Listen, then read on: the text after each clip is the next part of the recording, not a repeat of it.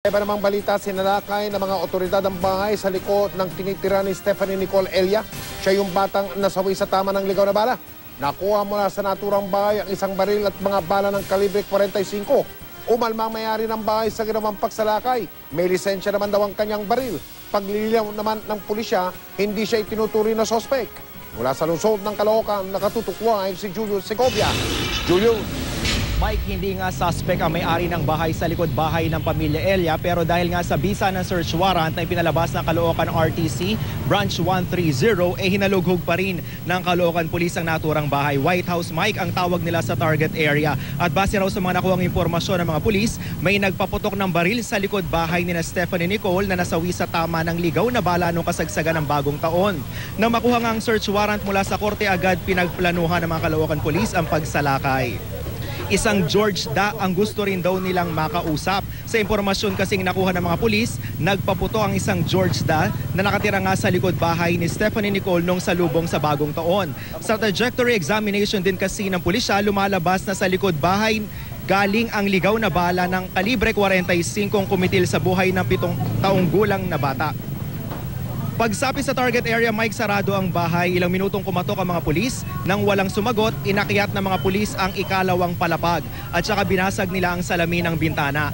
Ang kasambahay naman nila ang humarap sa mga pulis pero wala raw ang kanyang amo. At dahil may search warrant, hinalughog ng pulisya ang bahay. Pinasok ang bawat kwarto, isang 9mm na baril at mga bala nito ang narecover.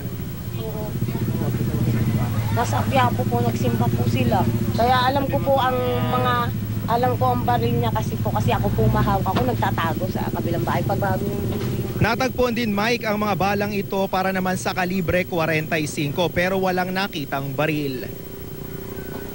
May nakuha tayo dito ng mga bala ng .45 caliber at 9mm plus Browning na 9mm. So lahat yun will be confiscated.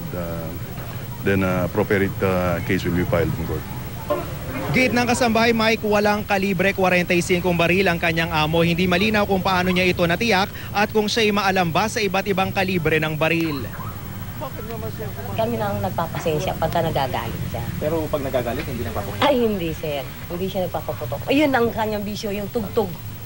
Mike, sa gitna ng operasyon kanina, biglang dumating si George Da. Humahangos na pumasok sa loob ng bahay. At sinasabi niya nga na may lisensya naman daw yung kanyang 9mm na baril at iginigiit pa rin niyang wala daw siyang kalibre 45 baril. Ayon din sa kanya, hindi pa rin actually, Mike, malinaw hanggang sa mga oras na ito kung siya ba'y nagpaputok ng baril nung salubong sa bagong taon. Dahil nung tinatanong natin siya kanina, nag-beg off na siyang sumagot. Basta ang malinaw sa ngayon, sinasabi niya na may lisensya raw yung kanyang 9mm na baril. Pero paglilinaw nga ng pulisya, Mike, hindi raw na maituturing pang suspect si Da. Pero inimbitahan pa rin ito sa pulisya para tanungin kung nagpaputok ito ng baril nung salubong sa bagong taon. Ang mga ipinakitang permit at ID para sa mga baril, kasalukuyang bineberipika pa ng mga pulis. Samantala, Mike, ang labi naman ni Stephanie Nicole ay itatransfer mula sa kanilang bahay papunta sa kanyang paaralan sa Tala Elementary School bukas ganap na alas 8:30 ng umaga at magkakaroon muna ng programa doon bago ililipat sa kanilang simbahan.